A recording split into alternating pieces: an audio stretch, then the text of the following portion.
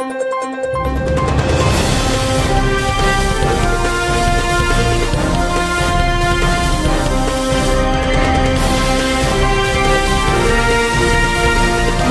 नगरी 24 तास न्यूज, रोखोक बातम्या आणि बरच काही।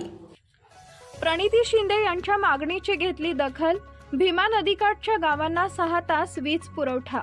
भीमा नदीमध्ये पिण्यासाठी उजनी धरणातून पाणी सोडलं, मात्र नदीकाठचा विद्युत पुरवठा फक्त 2च तास सुरू असून त्या 2 तासांमध्ये शेतकऱ्यांना पुरेसं पाणी मिळत नाही। त्यामुळे शेतकऱ्यांनी विद्युत पुरवठा सुरळीत करण्याची मागणी केली होती। या मागणीची दखल घेत आमदार प्रणिती शिंदे यांनी जिल्हाधिकारी कुमार आशीर्वाद यांच्याकडे वीज पुरवठा सुरळीत करण्याची मागणी केली होती। या मागणीची दखल प्रशासनाने घेतली असून आता दररोज 6 तास वीज पुरवठा करण्यात येणार आहे। भीमा नदीकाठच्या वीज पुरवठ्यासंदर्भात आमदार प्रणिती शिंदे यांनी तात्काळ जिल्हाधिकारी कुमार आशीर्वाद यांना पत्र लिहून 8 तास वीज पुरवठा सुरू करण्याची मागणी केली होती।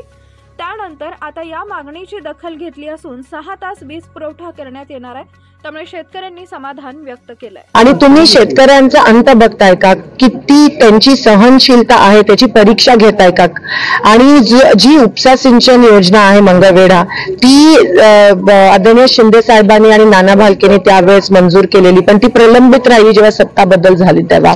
आणि आम्ही जेव्हा त्या गावाचा दौरा केला तेव्हा मी विधानसभेत तो आवाज उठवला आणि कदाचित विरोधी पक्षाच्या दबाव तंत्रामुळे त्यांनी ती योजना आता ती कागदोपत्री तरी मंजूर केली आहे। आणि प्रत्येक आता आपण ती 100% त्याचे पैसे मिळायला पाहिजे, त्यासाठी मी तो विषय रेटून धरणारच।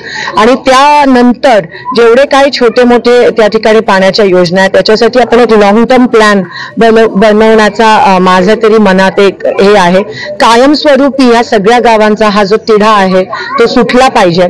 आणि तूर्त मी इलेक्शन कमिशनला पण पत्र लिहिलं की आता आचारसंहिता जरी असली तरी पाण्यासाठी जर काही बंधन येत असेल तर ते ताबडतोब शिथिल करावं आणि लोकांच्या गावापर्यंत पाण्याची टँकर असेल किंवा इतर काही परमिशन्स असतील ते आचारसंहितेमुळे थांबले नाही पाहिजे, तर त्यासाठी लवकरात लवकर परमिशन द्या।